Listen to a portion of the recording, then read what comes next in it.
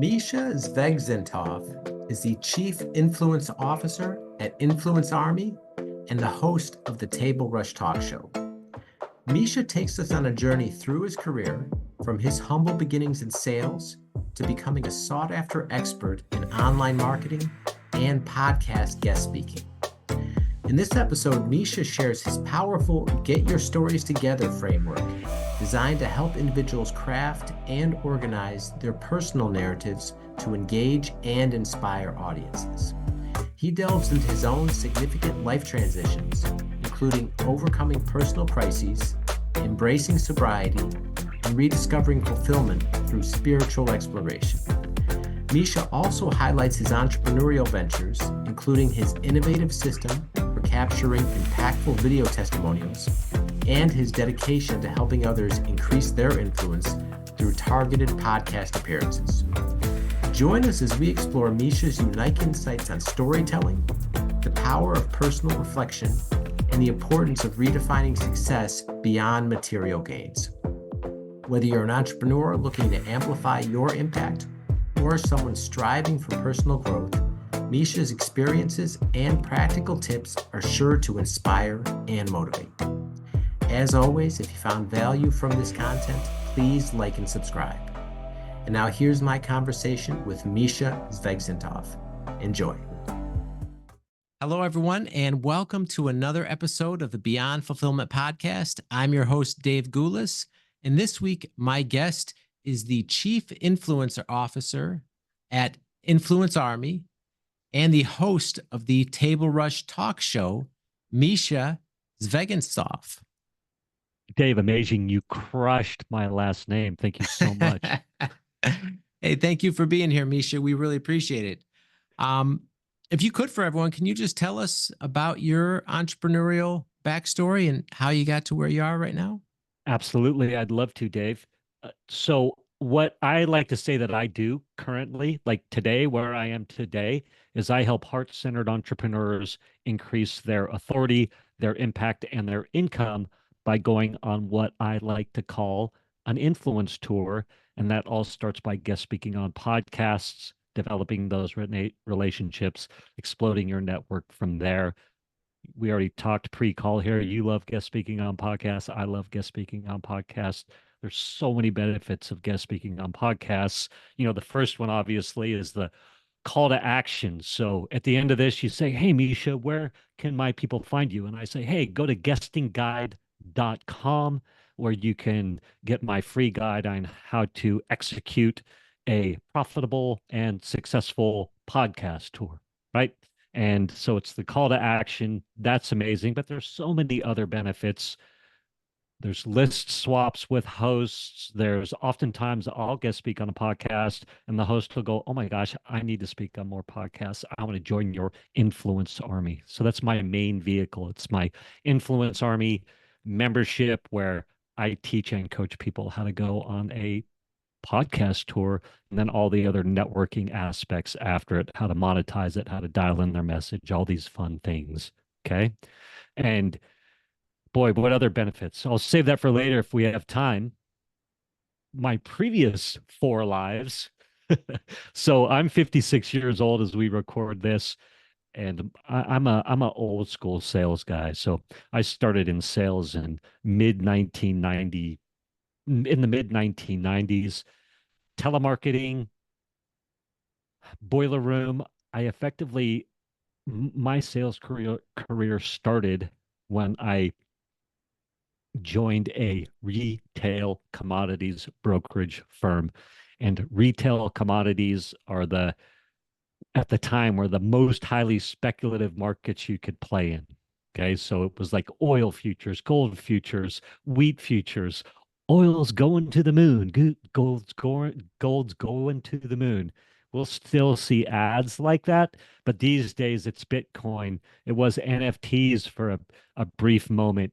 Now it's blockchain stuff, these highly leveraged opportunities. Point is, most people lose money in those. So I was boiler room telemarketing, started learning my sales chops. Tail end of the 90s, ended up in the tech industry, people were like, oh my God, you'll call anybody at any time. We need you selling for us. So then I started selling business to business, door to door. Fast forward, ended up in the loan business. Everything came together for me for 20 years where I had telemarketing teams outbound calling people with home loans. I'm amazing at finding the data, the niches, right? Then I was doing massive flyer campaigns to get the phone to ring. I was having a ton of success. Me and the teams that I built funded a $1.5 billion in loans over a 15-year period through the ups and downs of real estate. Didn't matter where it was going. All of a sudden, 2010, 2012 in there, come home one day, wife's gone. Both my parents die in rapid succession. More failed relationships, career upheaval, overnight, everything I was good at became incredibly painful. I was like, man, I need to know what to do here.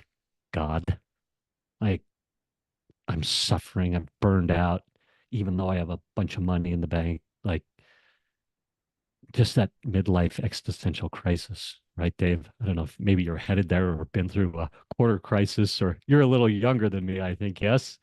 Yeah. Yeah. I'm Yeah. 45. So Okay. All right. So you're maybe you've been one through one already, but we'll save that. I'll have you on my podcast and you can tell me. Um, but the answer that came from the universe was you have money in the bank, you're a single dad, your young boys, two of them, Cooper and Waylon, who are not so young anymore, they need your support getting through school. Like quit your job. And I was like, anything but that. I don't want to be the stay-at-home dad that I used to talk smack about. I don't my identity was so wrapped up in my business career and being the closer and the successful guy and paying up bad enough that I went through this program with Kyle Cease, an amazing guy, kind of a find your purpose kind of a guy. And became evident overnight, I do need to quit my job, be a single stay-at-home dad, get those boys through school. And I love yoga, meditation, all that. So I became a yoga teacher at the time, basically, because it provides a lot of flexibility. Fast forward, my boys are graduating from high school. They're off into college. They have their girlfriends, their jobs, and I'd had this intuition. I knew it would come one day where, all right, I got to get back into the entrepreneurial journey. I get back into sales, marketing, all the stuff that I love and I'm good at, and superpowers. And so I start getting video testimonials for businesses because I joined Russell Brunson's. Have you heard of Russell Brunson? sure. Joined his. I naively was like, all right, I'm going to go master online marketing now because I'd done flyer campaigns, telemarketing, that old school door-to-door sales, stuff like that. I was like, oh, this online marketing is going to be easy. I'm going to join Russell Brunson's $25,000 a year program and kill it. And yeah, $150,000 later, I'm like, boy, oh boy, this is a crazy game, man. And I'd found a little niche where I was helping people get their customer video testimonials. My first framework that I brought to market in the online space was my perfect video testimonial system, my 5-step system on getting your customers to gladly do your selling for you. And so you might have a successful, you have a client that you had helped, Dave, and they're like, heck yeah, I'd love to give a testimonial to Dave. So I would interview them with my customer story arc framework, get their story, package it up nice, deliver a video to you. And then now you've got the story to tell, you've got the video for your funnels, you can use it in your marketing, all this stuff, right? And I still had this wicked imposter syndrome where I was like, am I adding value? Like I was seriously questioning it, but I was getting flown around the world to interview people. Got flown to Ireland. I was getting flown to, Colorado, going to these different places, Aspen, Colorado. My big client at the time was Stacey Oliver, and she has Mind, Body, Soul magazine. And so she would fly me around to interview her cover girls, to interview her advertisers. I wake up to an email one morning from her, and it says, she's all pissed off, not at me, but everybody she pays money to at her business. She's like, I'm so sick of this. And you're the only one that moves the needle in my business. I pay all these other people, and you're the one that drives the revenue. And in that moment, I was like, oh my God, I'm adding value. Like people are making money off of the services I'm delivering. So it's this breakthrough moment. At the same time, Ryan Lipsey, who has this big realtor audience, he had been asking me for months, speak on my show, speak on my show. This big realtor audience, they need to know how to get their customer video testimonials. They need to know how to repurpose their content. So I'm like, all right, I'll speak on your damn show. Speak on this show. I have this crappy little Google form opt-in page that I'm guiding people to, and I crush it. And I get all these opt-ins, right?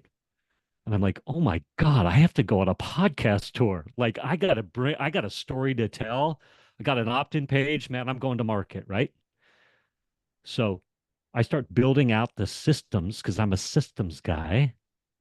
I start building up the systems to go on a podcast tour, how to find the podcast, how to find the emails, what are the scripts? I'm all about scripts, right? Telemarketing, you got to be working off a script. Inbound calls, it helps to have a script.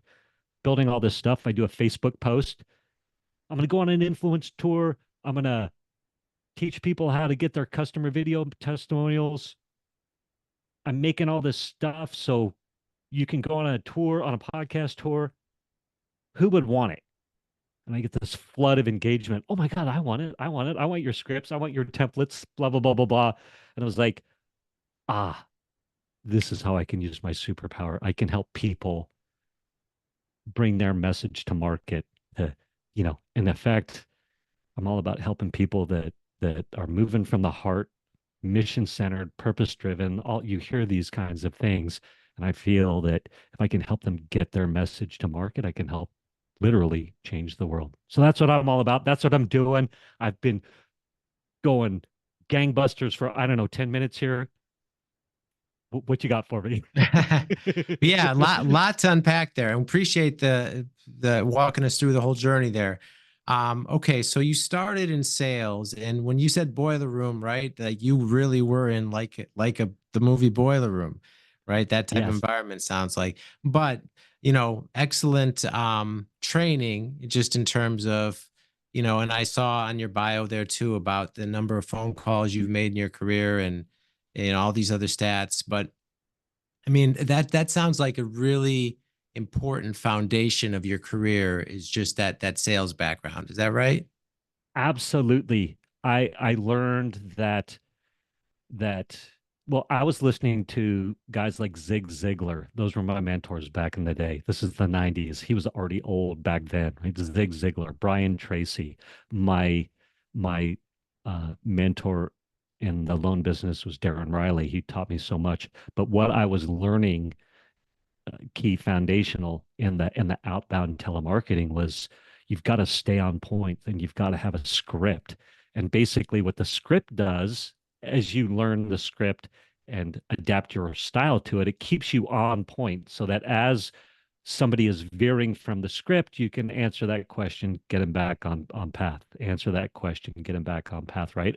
Or what I really, really learned was that in sales, the person that we're selling to thinks that they're pre-qualing us as the salesperson. But really, what I'm doing is pre-qualing you. I'm trying to figure out, are you a good prospect for me? Do you have money? Are you the decision maker? Do you have capability? Do you have a problem that I can solve? Right. So I'm just walking through that process. Does that make sense? And I hope I'm answering Sure. your question. Yeah. And then the other thing is consistency. Like you've got to be constantly building your network, like talking to people. I think these days people naively think that I'm going to throw up my Facebook page. I'm going to whatever social, I'm going to start posting and the leads are magically going to start coming to us. It's 99% of the time not the case. The reality is You do have one or two people get lucky and become an influencer overnight, but that's one out of what, 100 million, right? Yeah. So those are Yeah. some of the core things I started learning. Go ahead. Yeah, yeah, no, and absolutely. And I trained and managed sales teams a lot in my career too. And call reluctance was always a big thing too, right? Like where you use that's such a problem at the macro level with salespeople. So, like you said too, just that ability to make the calls, to stay on point with the script, to understand the mechanics of a sales call, transitions nicely. It's such a good foundational skill for entrepreneurship because when you're out there growing a business, you need to be talking to people all the time about your business, about what you do, about who you help and how you can potentially help them or whoever you're in front of.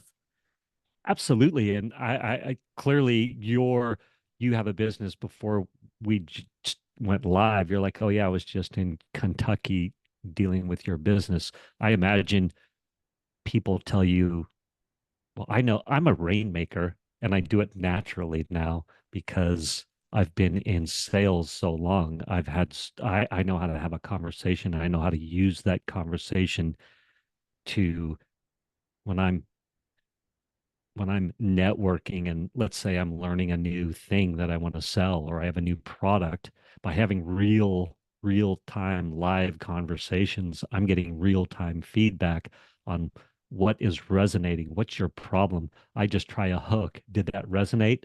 Here's a solution. Does that resonate? Does that make sense? Sure.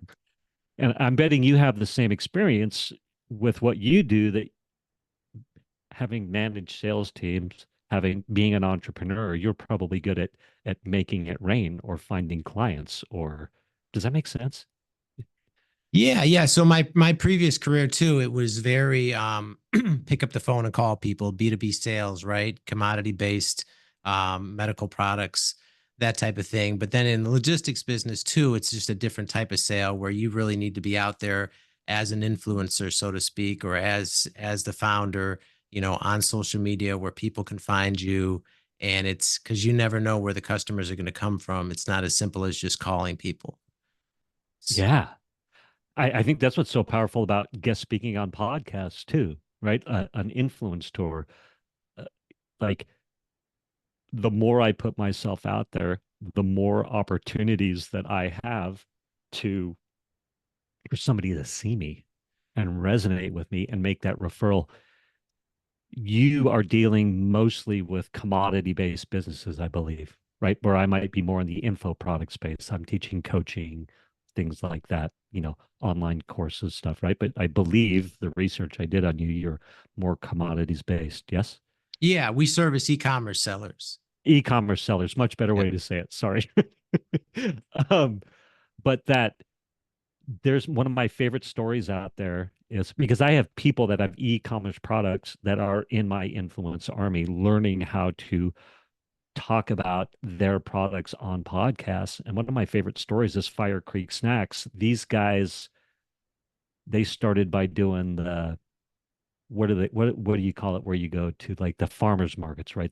They're selling their snacks at the farmers markets, and then they figure out their niche is they start following the pro golf tours because their Fire Creek Snacks they're like Slim Jims, but they're super healthy and they're protein packed, right? So the perception of health, snack, right? Stay full of energy while you're on the golf course. So they learn how to talk about their products, sell it. They're selling it on the golf courses. They make a concerted effort to start talking about their product on podcasts. Somebody from it was either Walmart or Costco. Those are the two big like warehouse stores. Yeah, heard their story and we're like, we need this product in our warehouse, right? They're, like that's the thing. We can leverage the story, and then we can splash those stories, these things that we're talking about, all across social media, chop it up, right? Create that exposure of our product, really learn how to tell the story of our e-com product in a way. It's the story that adds value, right? Like that's what adds value to the product. People go, oh my gosh, there's the story there. I want that product versus just here's my paperclip. Well, here are these paper clips. I don't know, save the orphans in Africa or something. Anyway. In my world, a personal brand is invaluable. A year ago, Easy DC was brand new with just a couple of customers and no online presence. Then I found Hicks Marketing. They helped me amplify my personal brand, build a solid content strategy, publish my podcast, and 10x the number of customers we serve, all in less than 1 year. Do you need a marketing partner who gets you and cares about your success? Reach out to Alicia at hicksmarketing.com for more info and tell her Dave Goulas sent you. All right. So stories are so powerful in selling, right? The people, they stick, people remember them. And then, like you said, right, that's when people really say, wow, okay. Like the story sells it. Yeah. Yeah. And even if you're selling a hyper commoditized product, it's like, all right, tell the story of how you got into the hyper commoditized product. Tell the pain of your story of, man, I was about to go broke. My wife kicked me out of the house. I couldn't see my kids anymore because I was so broke from trying to learn how to sell products online. And then I found my niche with, you know, uh, office staples, right? And now, like, I live in the big house or whatever. My wife loves me. We go on vacations. My kids think I'm the best entrepreneur ever. And now people are going, "Oh my gosh, like I want that." Right? Yeah. Okay, a couple other things too I want to dial in on. So, you had quite some serendipitous experiences there too, right? Where, you're doing great, very successful, bunch of money, but then and wife's gone, kids need help, right? And you have this knowing, and you this, I guess, sign from God that it's time to take a break, right? And then you about 4 years you were on hiatus, is that right? Yep, 4 or 5 years. Yeah.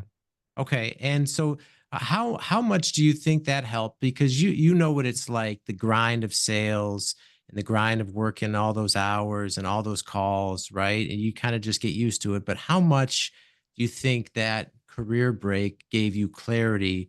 Because after you came back, you went in a totally different direction and you had these epiphanies almost about what your purpose was going to be and what you're really good at and where your businesses went. But how important do you think that was in shaping the where you are today? That's such a great question. I would say it's 90% responsible for where I am today. It was about 6 years. So my youngest was, a couple years from high school. So 2 years, then high school. So 6 years anyway. Being a type salesperson entrepreneur, I had an idea of how much money. I was like goal oriented. As soon as I get $1 million in the bank, then right. And what happened was I was having a ton of success. Obviously, both my parents died. All of a sudden, I inherited some money and I went past that number that had been driving me. A lot of us entrepreneurs are like, put the number on the wall or put the house on the wall. Like, stare at that house, stare at that car, stare at the vacation, the second home, whatever it is, or visualize, the X amount of $1 million in the bank. All of a sudden I had it. And then also, this is going to sound super egotistical, but I'm a handsome guy. I can get girls. And I went through this other failed relationship of this beautiful woman. And I was like, oh my God, money's not the answer. Chicks aren't the answer. Right. So ironically, all that money in the bank was like one of the darkest days of my life. Because I was like, I'm trying to fill the God sized hole with everything other than God, whatever you want to call it, God as you understand him, higher power, whatever it is, right? I was like, man, I did this exercise. Here's the real story. The rest of the story, I did this exercise. Thank you, Kyle Cease. I referenced him, but he's like, inventory 100 things you know, 100 things you love, 100 things you're good at, and 100 things you understand. Okay. And you inventory these things. And the first 25 are easy. Like 100 things that I love: pizza, uh, black haired women, hair flowing in the wind, right? Uh, all these things. What else was on that list? Like that cup of coffee in the morning, uh, getting my kids to school, things that I'm good at, Excel spreadsheets, all this kind of stuff. What you do, and the first 25 of any of them are easy, but then you really got to go deep and like do some soul searching on what are the other 75. And so you got to slow down, figure it out, think about it, like meditate on it a bit, maybe pray a little bit about it, right? And so I do this and I realize, oh my gosh, like I like that morning cup of coffee, tea, whatever. I like getting my kids to school, making their lunches, reading to them in classes. At the time, I was reading to my kids in classes, to their class. And I was like, that's what's bringing me fulfillment right now. Like, quit your job, get those boys through school, hold that space for them.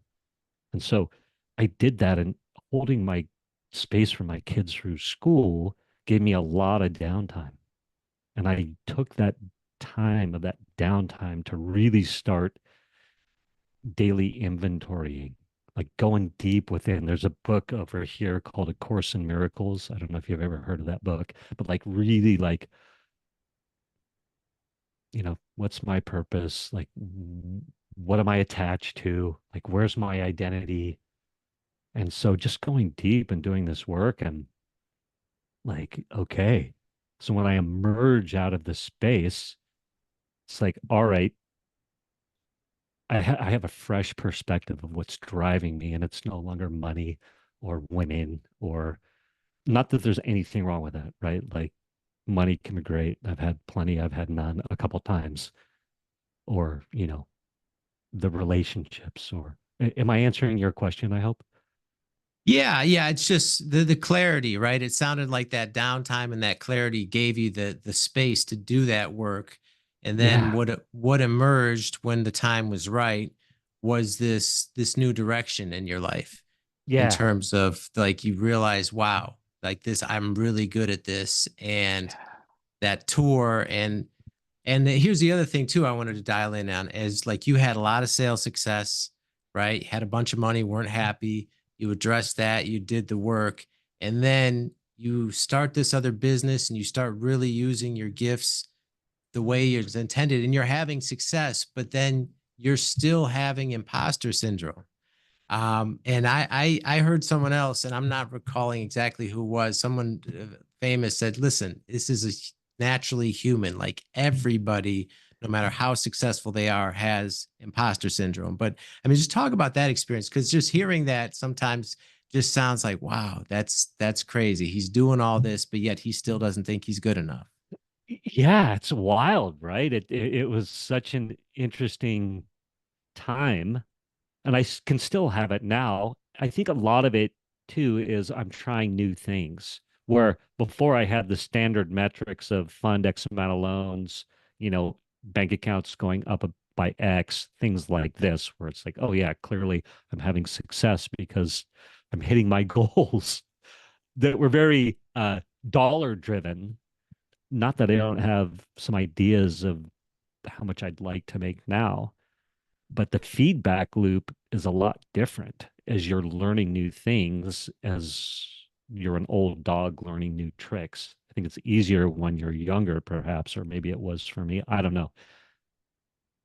But the the success metrics are a little bit different.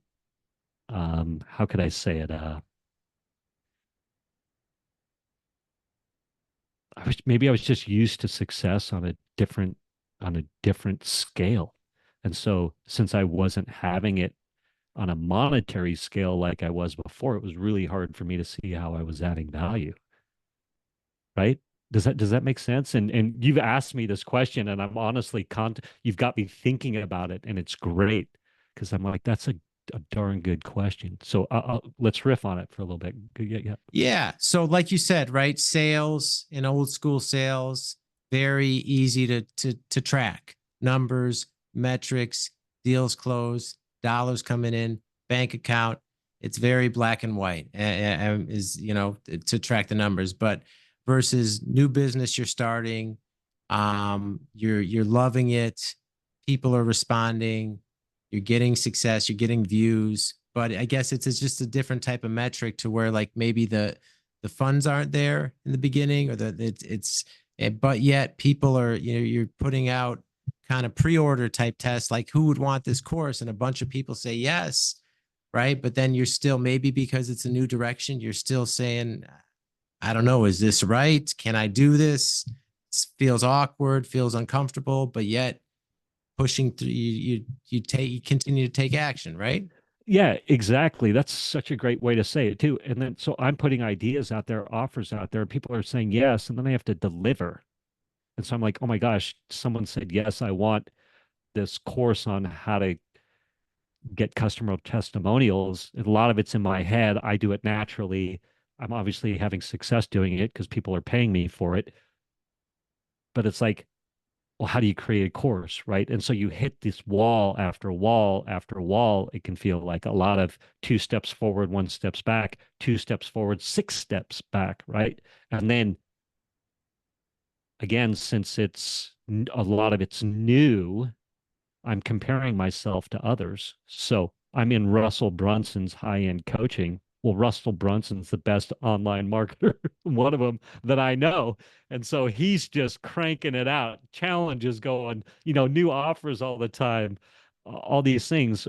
Or so comparing my insides to other people's outsides, which is the worst thing we can do. So I'm losing track really of the little wins that I'm having along the way. Ben Hardy, Dr. Benjamin Hardy speaks so good of that in The Gap in the Gain. Like if we're always looking at the horizon, that end point of, oh, when I have the $1 million launch, well, I'm never going to be happy because as soon as I get to there, there's going to be the $1 billion launch or whatever, right?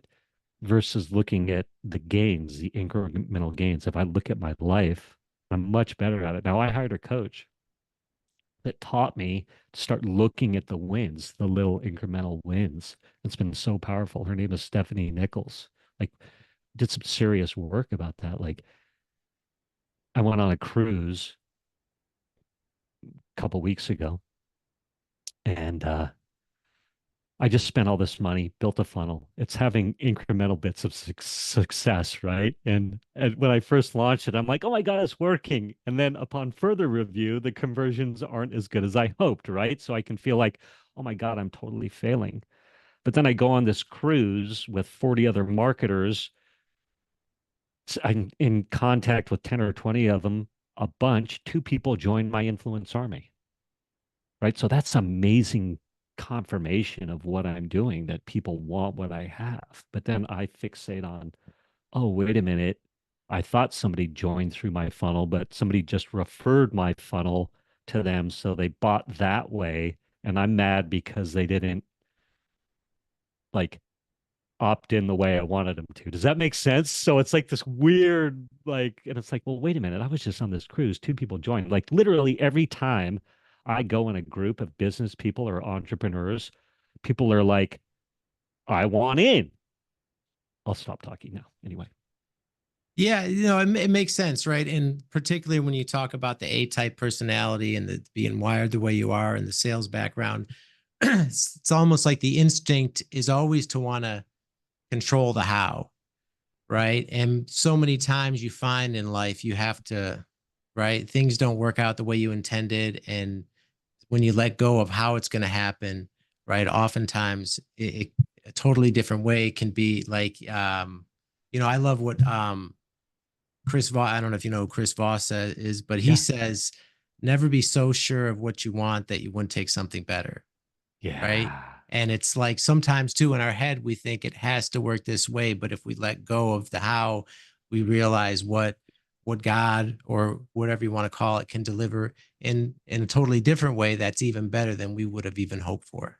Yeah. Such a good, I love that, Dave. That's such a great way to say it. And it's true, right? If we can keep that open mind and let go of the expectations or that outcome that we think is so important, and to be open for other new, different.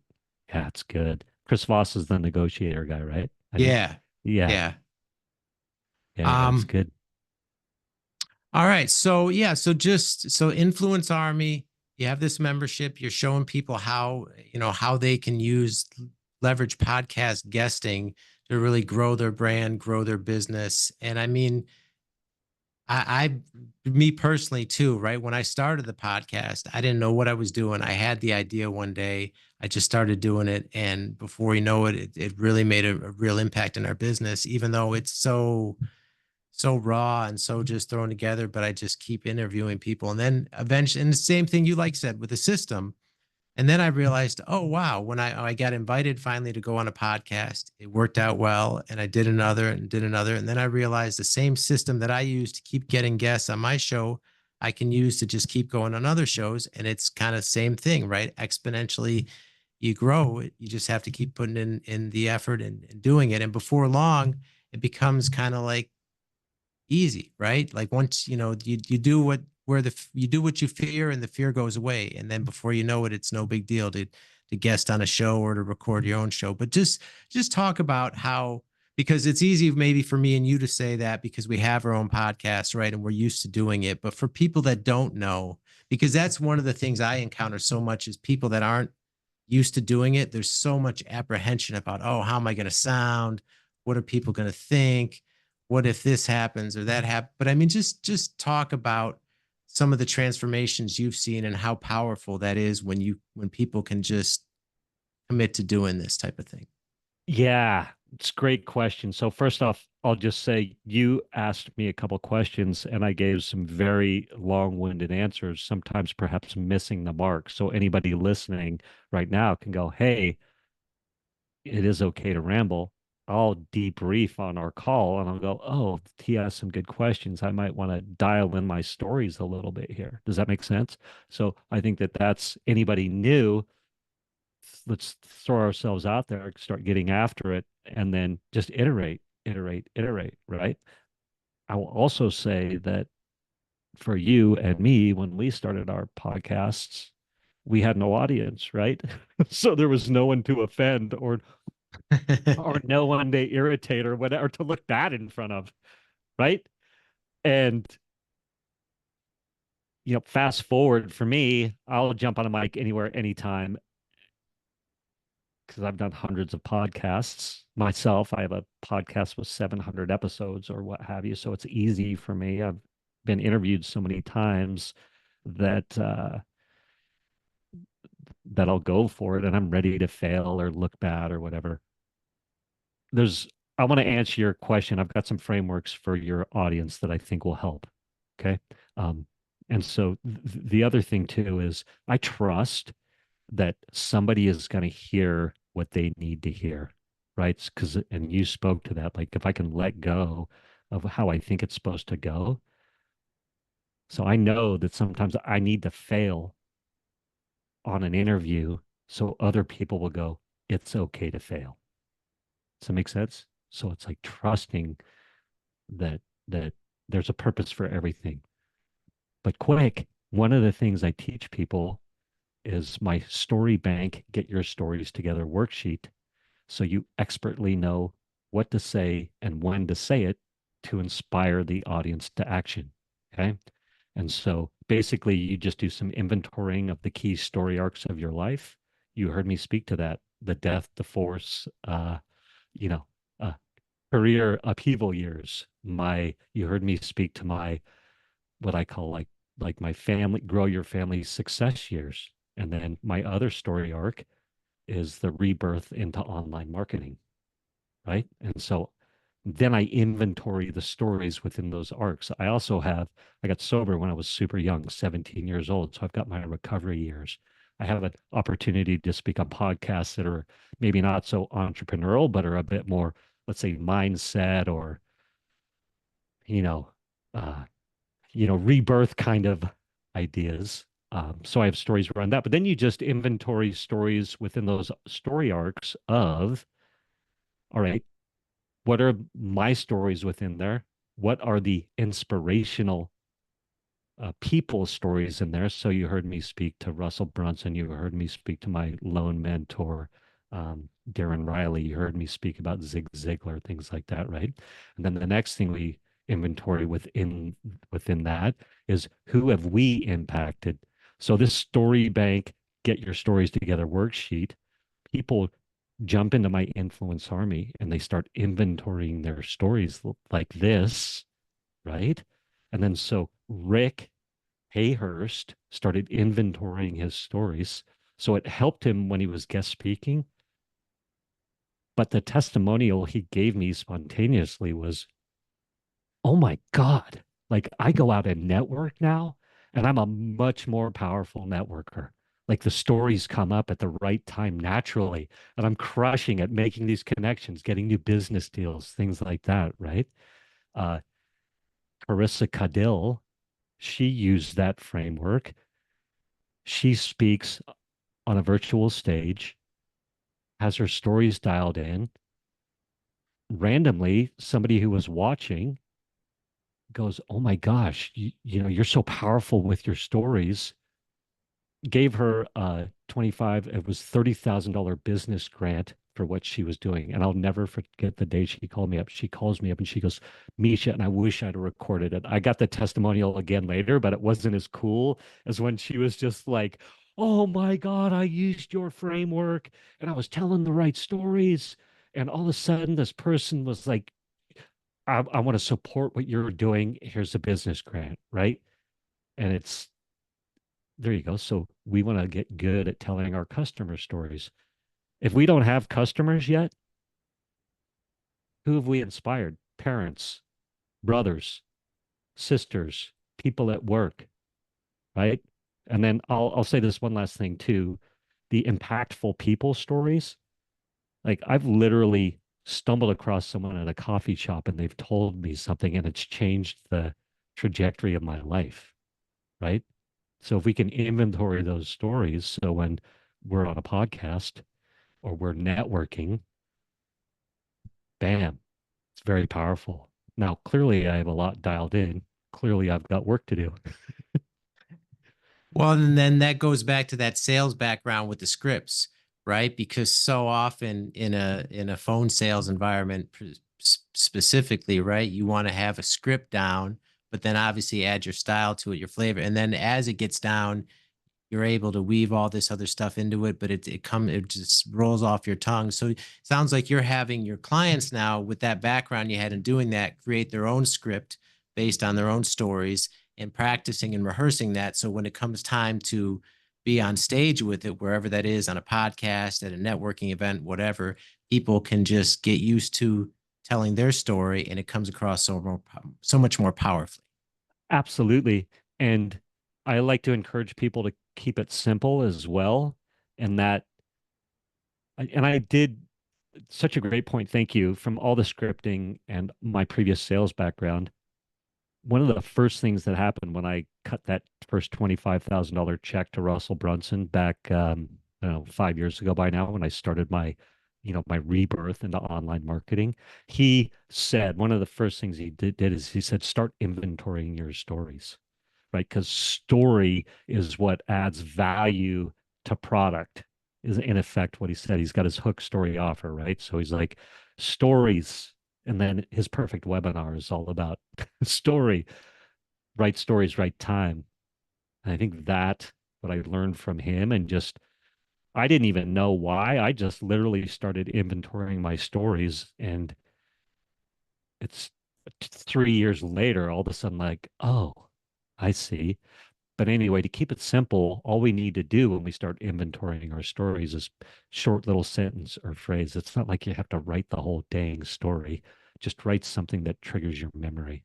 Does that make sense? Yeah, absolutely. That's powerful. Okay. All right. So, Mischa, clearly we covered a lot here and great conversation, and appreciate you sharing your journey with everyone. And I know some of our audience is going to want to learn more and get in touch with you and find out how you can help them. So what's the best way people can reach out to you? Yeah, go to guestingguide.com. A lot of what we talked about is in the guesting guide, and it's my free guide on how to execute a profitable and successful podcast tour. Ton of great information in there. Give me your email, you get the guide, and then you're on my list. And then if you want to reach out to me or learn more about me, LinkedIn is my favorite place to play. So you can always just Google me on LinkedIn, Mischa Z or Mischa Zvegintzov. All right. And we'll link all that in the show notes for everyone as well. Yeah, perfect. All right. Well, Mischa, thank you so much for being here. Appreciate the time. And that is all the time we have for now. We will see you next time.